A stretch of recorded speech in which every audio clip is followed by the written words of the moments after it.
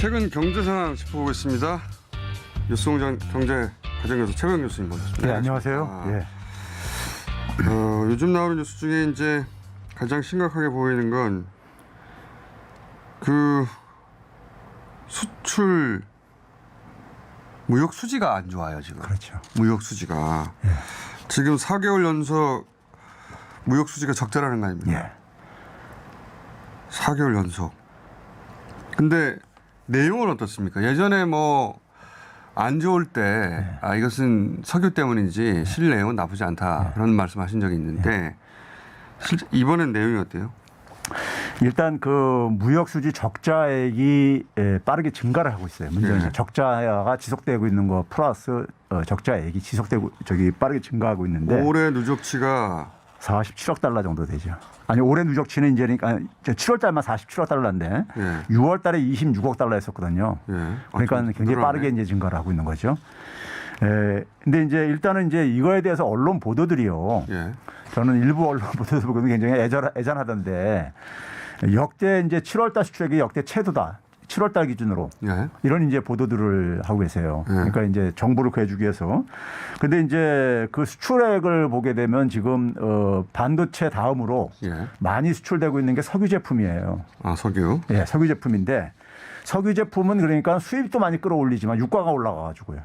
물량은 똑같다 해도 유가가 올라가게 되면 이제 그 이 수입액은 이제 커질 수밖에 없잖아요. 아하. 그렇죠?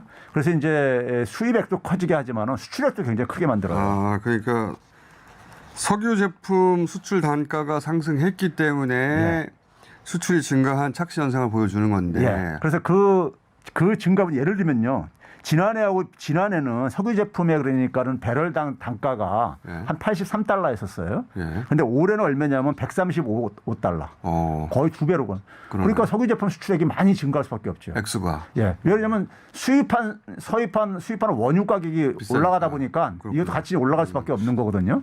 그래가지고 그 부분을 빼게 되면 6월 달하고 별 차이가 없어요. 수출액이요.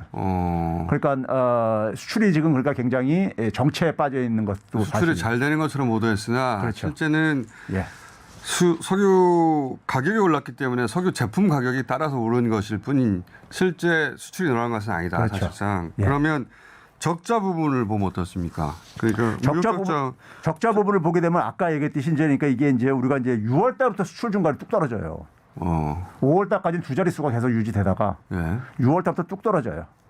6월 달, 7월 달이 뚝 떨어진 거예요. 네. 묘하게 이제 신정부 출범한 이후부터 이제 뚝 떨어졌는데 문제는 되게 과거에 이제 경기가 나빴을 때는 수입도 같이 떨어지면서 예. 그래가지고 불황형 흑자라고 그랬었어요. 불황형 흑자. 예. 흑자는 흑자인데 예. 수출도 떨어지고 수입도 같이 떨어지고 그래가지고 생기는 흑자를 해가지고요. 예. 근데 지금은 이제 수입액은 안 떨어지고 아하. 수입액은 안 떨어지고 수출만 떨어지니까. 수출이 줄어드는 예, 거구나. 수출이 줄어드니까 적자가 나올 수밖에 없는 거죠. 근데 그 중에서 특히 이제 대중 무역 수지가 지금 우리가 중국하고 그 수교를 한 이후 30년 만에 처음으로 3개월 연속 적자라는 거 아닙니까? 그렇죠.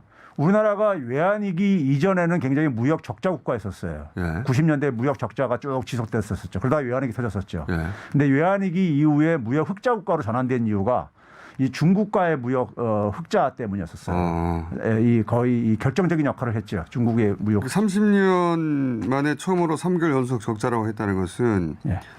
최근 들어서 예. 3개월 동안 대중 수출이 많이 줄었다는 얘기잖아요. 그렇죠. 이게 내용을 보면 어떻습니까? 그래서 이제 그 우리나라가 중국에 수출하는 제품들 제가 좀 추적을 해봤어요. 네. 추적을 해봤는데 보게 되면 이제 그 상품을 분류하는 기준이 여러 가지가 있지만 가장 이제 그러니까는 좀 이제 일반적이면서 너무 세세하게 이제 가게 되면 굉장히 가짓수가 많아지기 때문에 네. 한 그 HSK라고 있습니다. 그게 이제 뭐냐면 관세청에서 이제 그러니까는 그 이 수출입 품목들을 분류하는 기준인데 그게 이제 한국 기준으로 6단위로 했을 때 한 우리가 중국하고한테 수출하는 게 한 5,330개 정도 돼요. 품목이요. 품목 숫자가. 근데 그 중에서 상위 100대 품목이요. 예. 그러니까 차지하는 비중이 굉장히 큰데 예. 상위 100대 품목을 추적을 해봤더니만은 1, 2월 달, 3월 달까지만 해도 한 10, 이 두 자릿수로 감소한 품목이 예. 한 10단위 정도뿐이 안 됐었는데 예. 6월 달부터 갑자기 40단위대로 또 올라가요. 그러니까 감소하는 것이. 우리한테 그 무역 흑자를 안겨줬던 예. 수출 품목 예. 100개 중에 예. 갑자기 40개가 줄어들었다. 그렇죠. 그 40개, 44개나 6월달 떨어졌고요. 44개 품목이 수출량이 줄어들었다 갑자기. 예. 그러니까 이게 쭉 올라가던 품목이 수출이 증가하던 품목이 갑자기 뚝 떨어진 거예요. 오, 이게 되게 이상하네요. 예. 이게 그러면 그 시점이 우리가 나토에 가서 탈중국 그렇죠. 선언하고 예.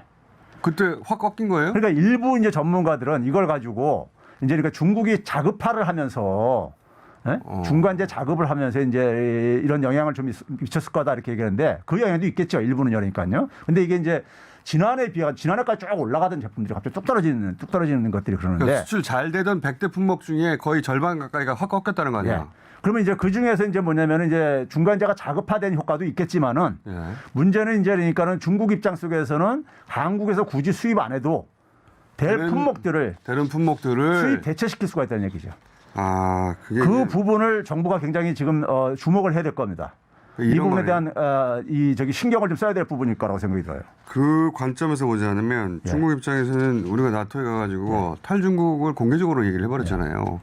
그러면 중국 입장에서는 100대 품목 중에 굳이 한국에서 수출 안 해도 수입 안 해도 되는 예. 중국 입장에서 수입이죠. 수입 안 해던 품목은 그러면 대체를 찾아봐 라고 했다면 이해가 가죠. 예.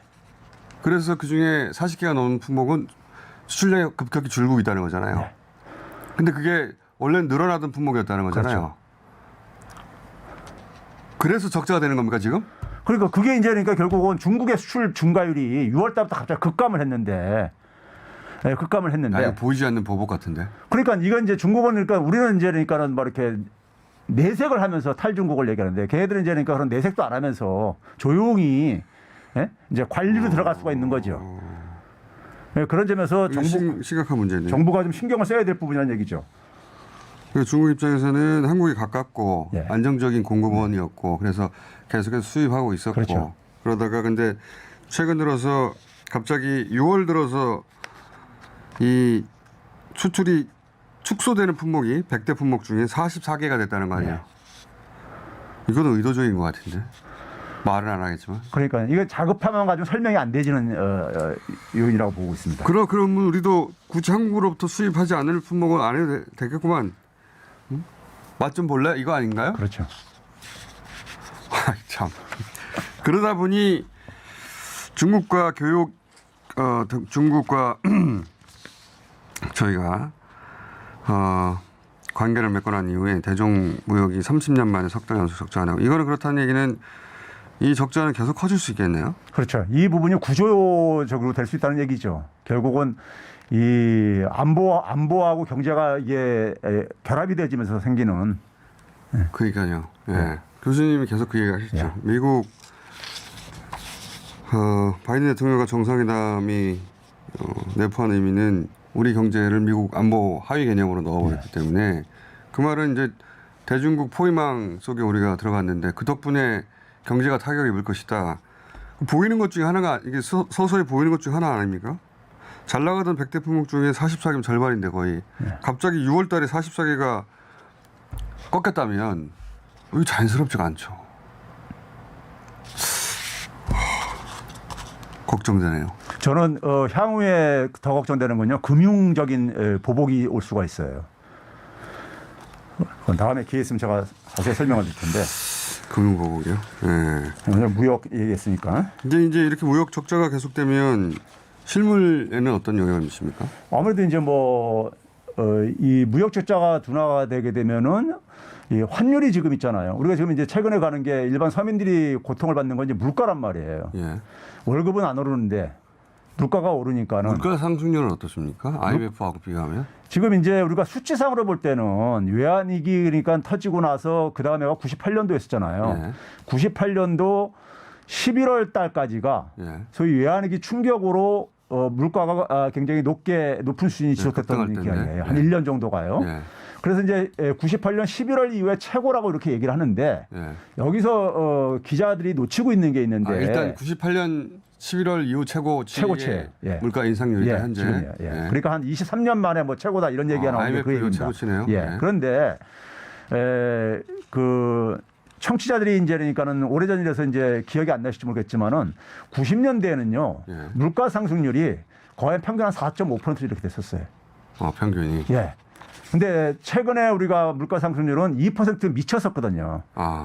팬데믹 이전까지는요. 그러니까 예. IMF 때 물가가 많이 오른 건 맞지만 예. 그때는 4%대에서 올라간 것인데 4%에서 한 2배 정도 최고 올라갈 때 8%. 그 다음에 2월 달까지 9.5%까지 올라가죠. 최고예요. 그래 근데 이제 그렇게 올라가고 나서 쭉 떨어집니다. 빠르게 떨어져 가지고 예. 연말 되게 되면 다시 이제 회복이 되어져요. 예. 이전 수준으로요. 예. 근데 지금은 작년도 3월 이후에 이제 올라가기 시작한 것이 예. 계속 올라가고 있는 지금 상황이죠. 상황은요. 그렇다. 네, 지속되고 있죠. 그런데 지금은 그러니까 그때에 비해서 증가폭은 3배 이상인 거예요. 그때는 그럼- 2배 정도, 2배 좀 넘었는데. 증가폭으로 그러니까 단순 수치가 아니라 증가폭으로 그렇죠. 봐야 되는데. 증가폭으로 보면요. 그럼 IMF보다 더 많은 증가폭, 더 큰 그렇죠. 그래서 더 이제 힘들다고 하는 이유가 그런 측면이고 IMF 때는 이게 외환위기로 인한 하나의 결과였었어요. 외부 요인이죠. 예. 외환위기로 터지면서 환율이 급등했었잖아요. 예. 막 800원대 있던 게 1,900원 돌파하고 막 이랬었잖아요. 그 당시 거의 기억하시죠? 2,000원까지 갔었죠. 그래가지고 이 충격으로 물가가 올라갔던 거예요. 예. 그래서 환율이 진정되면서 바로 꺾여요. 아하. 그래서 정점을 외환위기 딱 터지면서 12월, 1월, 2월 달까지 3개월 쫙 올라가다가 예. 그다음부터 꺾이기 시작해요. 아하. 그래서 그다음에 연말 되게 되면 이제 그러니까 원래 수준으로 돌아오는데 지금은 이게 이제 그러니까 우리가 벌써 1년 한 6개월 정도 지금 계속 상승세가 지속되고 있는 상황이거든요. 어허. 예? 그리고 중요하게 생각할 점이 뭐냐면요. 외환위기 이후에 우리나라 물가가 안정될 수 있었던 것이 뭐냐면은 그 환율이요. 네. 환율이 지난 20년 넘게 한 1,100원에서 1,200원 구간에서 안정적으로 이게 관리가 됐어요. 유지가 됐어요. 예. 그러면서 이제 그러니까 물가도 안정적으로 어쨌든 간에 2% 이내 관리가 됐던 건데 지금은 이제 그러니까 올해 들어와 가지고 2월 달 이후에 그러니까 지금 1,200원대가 돌파해서 1,300원대까지 돌파한 상태가 1,300원대가 지금 고착화되고 이렇게 있는 상황이잖아요. 그러다 보니까는 이 문제가 환율이 계속해서 그러니까는 물가에 압력을 작용할 수밖에 없는데 환율에 영향을 미치는 게 무역 수지 수밖에 없다는 얘기죠. 그렇죠. 예. 그렇게 연결되는구나. 예. 그리고 또 뭐냐면은 물가가 이렇게 올라가는데 한국은 미국보다도 금리를 공격적으로 인상을 안 하고 있잖아요. 그래서 역전됐죠 이미. 예? 안 하고 있잖아요. 안 하고 있는 이유가 뭐냐면 부동산 때문에. 걱정되는 거예요. 예. 여러 가지로요. 부동산하고 가계부채 때문에. 예, 이런 게 걱정되는 거예요. 그런데 문제는 뭐냐면 그걸로 인해 가지고 해결이 되는 게 아니라 그걸로 인해서 환율이 또 더 올라갈 수 있다는 얘기죠. 외국 자금이 빠져나가게 되면요. 악순환의 고리에 들어간다. 그런 점에서 정부가 지금 그러니까는 이 예상하는 거, 한국은행 등이 예상하는 것은 어떻게 보면 저는 기우제식 시간 지나면은 왜냐하면 정부는 가을쯤이면 물가가 내려올 것이다 이렇게 얘기하거든요. 근데 저도 그 발언이 추경호 경제총리가 한 말입니다. 뭐 추석쯤 지나고 4분기 초쯤 되면은 물가가 정점을 찍고 자연스럽게 내려올 거라고 그랬는데 이 말이 저는 웃긴 게 시간이 지나면은 잘 될 거야 이런 얘기 아닌가요? 예. 그러니까 이게 이제 그 하는 이제 그 제가 이제 굉장히 희망적인 이런 바람이 내포되어 있다는 게 미국도 비슷한 얘기가 나와요. 네. 그 이유는 뭐냐면 지난해 한 이제 4분기가 시작하는 10월 달부터 한국은 물가 상승률이 공식적인 물가 상승률이 3%로 올라가기 시작해요. 네. 미국은 6%까지 올라가기 시작해요. 네. 그러니까 대개 지금 물가 상승률이 전년도 대비거든요. 예. 그러니까 소위 말해서 이제 기저 효과가 작용할 수 있죠. 예. 그래서 이제 좀 떨어지지 않겠냐. 이제 그러니까 꺾이지 않겠느냐. 예. 정점은 지나지 않겠냐. 이런 거죠. 이런 건데 한국은 제가 아까 얘기했듯이 환율 문제가 복병이라 이거예요. 미국과 한국의 상황은 다르다. 그렇죠. 그러니까 똑같은 그러니까 유가가 좀 진정되고 뭐 어떻게 그러니까 되더라도 미국이 그렇게 예상하니 우리도 그렇게 예상하는 거네요. 지금. 그렇죠. 이게 상당히 그러니까는 그 기저 효과에 근거해 가지고 해석을 하고 있는 것인데 그래서 이제 실물 경기에 미치는 거를 우리가 보게 되면은 물가 상승률이 지난번에 이제 한국은행에서 27날인가요? 그 소비자 동향 지수를 발표했는데 소비자 심리가 이제 급격하게 이제 가고 있죠. 100 이하로 한참 떨어졌어요. 예. 그러니까 이것도 마찬가지로 5월 달까지는 100 이상을 유지하다가 갑자기 떨어져 가지고 7월 달에 뭐냐 86까지 떨어졌어요. 이건 굉장히 그러니까 이 급격하게 떨어진 거예요. 소비 심리가 위축됐다는 건데. 예. 굉장히. 그리고 이제 소비자들은 아니 뭐 소비 심리가 위축될 수밖에 없는 수치밖에 안 나오잖아요 지금. 그렇죠. 전망과. 거기다가 이제 그러면서 소비자들은 뭐냐면 소위 말해서 중앙은행들이 대개 이제 물가를 예측할 때 가장 중요하게 여기는 것이 조사하는 것이 기대 인플레이션율이라는 게 있어요. 예. 소비자들이 1년 후에 그러니까 예상하는 인플레이션율을 조사를 해가지고 하는 건데 그게 지금 계속 가파르게 올라가고 있습니다. 그 당연히 부정적인 전망이 높을 수밖에 없을 것 같아요. 왜냐하면 국제 뉴스도 어둡죠. 경제 수치도 어둡죠. 무역 수지는 계속 적자라고 하죠. 중국은 그 수교한 지 30년 만에 처음으로 3개월 연속 적자라고 하죠. 근데 정부에서는 뭐 가을쯤에는 괜찮아질 거야. 굉장히 한가한 소리 아닙니까? 우리가 그래서 어떻게 하겠다가 아니라 이거 어쩔 수 없는 건데 가을쯤이면 괜찮아질 거야. 이건 저러도 하겠어요. 이런 말은 시간이 다 해결해 줄 거야. 이런 말 그때 가지고 또 이제 안 맞으면 또 그럴 겁니다. 아 이러이러한 요인 때문에 또 그러니까 점점점 불안 심리는 커지는 것 같습니다. 예.